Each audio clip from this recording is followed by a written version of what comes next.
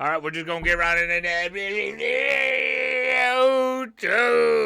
Welcome on back to another video, and I am the happiest Michigan fan on the face of the planet because we just got done beating up on Miss Mary's School for Blind and Challenged Kids. My name's Jackal. And since there is Michigan a lot of highlights, Michigan, a day game. A lot of highlights. We're just going to let this bitch play. we're just going to let this bitch play. We're not really going to analyze it too much this week because there's a lot of highlights to discuss and a lot of different things to talk about here. Because after... Totally nothing at all happened last week, by the way. Absolutely nothing. Nothing in the slightest. I think I just want to sort of relay a message to a lot of other Michigan fans out there in the content creator sphere. What did I say? I don't remember. That, hey, all these new pieces that are slotting in, yes, I know a lot of teams reload and not rebuild, and it's not necessarily that we're rebuilding either.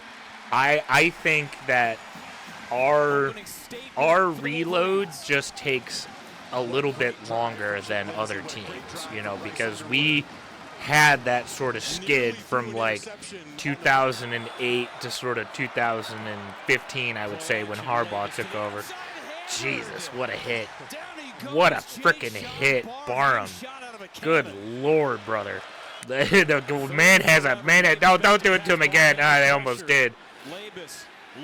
Like, I'm not trying to be like Debbie Downer over here, but just because we're not undefeated putting up 100-0 on these teams doesn't necessarily make us bad or rebuilding by any means necessary.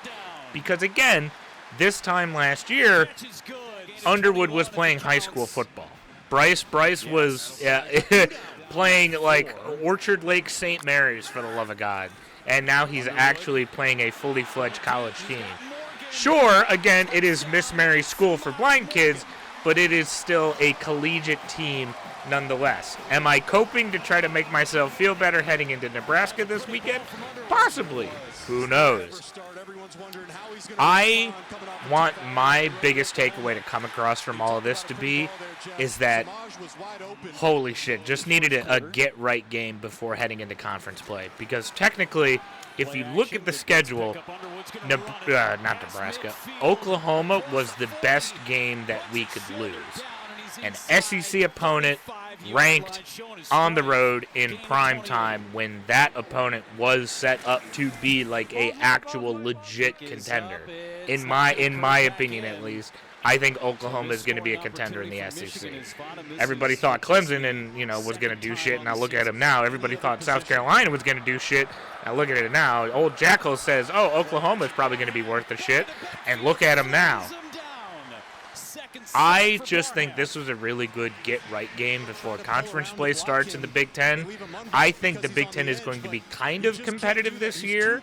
Not like as competitive as in years past, per se. I understand third-year Matt Rule. I understand they got a second-year Dylan Raiola in Nebraska. But also, it's still Nebraska we're talking about here. Like, they've looked really good in their non-conference play, but so is everybody else at this point. Well, except Ohio State. having Ohio take you to the brink in the first half of the game. What was that score at halftime? 10-9? Yeesh.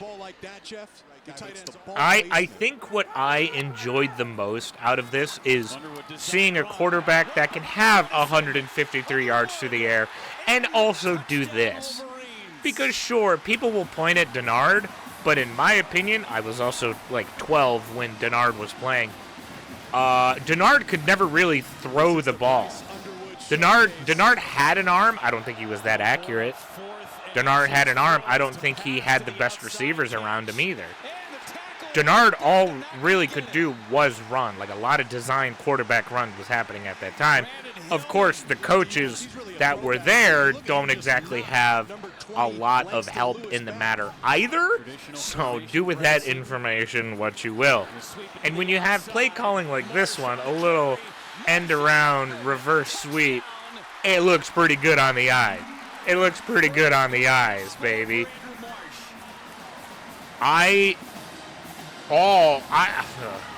It was so frustrating for me because last year it was very hard to want to enjoy Michigan football, especially coming off of a national championship win. Fuck your asterisks, by the way. Because, good Lord, man, we had Davis Warren, we had Alex Orji, who just now, I believe, tore his Achilles at UNLV, so he's done for the year. These guys just couldn't throw the ball. They couldn't throw the ball. Like last year, there were so many run plays because we had to run the ball last year. We had to because we could not throw the bitch. Oklahoma last week, I mean, in my imagination, if I were to imagine, the Wolverines on a road game in the SEC against a primetime contender opponent, if we were to call a lot of running plays when I don't think we really needed to, it was a bit it was a bit of choice, like making sure Underwood kind of stays comfortable a little bit more, in my opinion. And seeing that he can throw more than 60 yards a game, and he had that experience already of like that sort of getting punched in the mouth mentality when teams do have that sort of early challenge. I'm glad it was against a Nebraska. I'm glad it was against a team, or not Nebraska, I keep saying Nebraska, fuck's sake. I'm glad it was against a Oklahoma. So when we go on the road to a conference opponent like Nebraska, he's a little more well prepared for it. Am I going to be upset or shocked for that matter if we lose? I don't know. Nebraska's playing kind of good right now. I don't know if I feel as confident going into that game as I did this one per se. Will I feel more upset if they have a Oklahoma-type performance when they go into a game like Michigan State or Ohio State, the rivalry games? Yeah, those will hurt a little bit more, So I'm glad that these guys are getting the playtime and experience needed under the belt. And Justice Haynes is a freaking hoss. Absolute hoss. And I know he probably went to Alabama under the guise of I wanted to be under Nick Saban. Kalen DeBoer's there. Ooh, maybe not. And Alabama doing what they're doing now. Oh, they look real good. Yeah, but they're also going to get up against, Robin's School for the Deaf and Handicapped. This is when we're going to find out who's good and who's shit at college football this week. This is when we're going to find out. Of course, you look at a team like Clemson, who, is already 1-2 on the season because that LSU win doesn't look as good now. But that Georgia Tech win does look a lot better now. Do with that information what you will. I always love Central Michigan since, it is an in-state opponent, and as a viewer had said, Mr. Gehrig, the Michigan Wolverines outside of Michigan State has not lost to an in-state opponent in over 100 years. Outside of Michigan State. Eastern, Western, Central, literally any other school or university in the state of Michigan has not lost to in over 100 years outside of the Spartans. And I think that is a damn cool fact. So, looking forward to conference play, I really hope my bar for this year, one, win your rivalry games. Win your rivalry games moving forward. 2, do better than last year.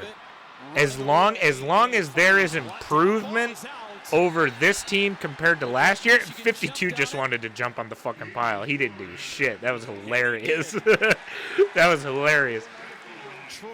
As long as there is improvement on this team compared to last season, that is going to be the most important thing to me. Because it shows moving forward next year, we're going to be even more competent and even better. More gelled, more cohesive, more as a unit. And I think that, look at that. The entire student section's cleared out.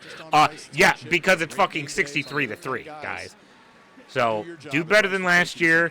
We're headed into a tough Nebraska game on the road next week. I think prime time. I'm not certain, though. A bit of a dud week of games next weekend. But still, I'm very, very excited with this outcome. I'm very, very excited with this team. I love that the head coach is – I wish he would have cut the sleeves off. I don't remember what his name is right now. Not really going to roast Central Michigan. I know they got paid probably $2 million to do this game. Love Central Michigan. I have a bunch of friends that are going to Central Michigan.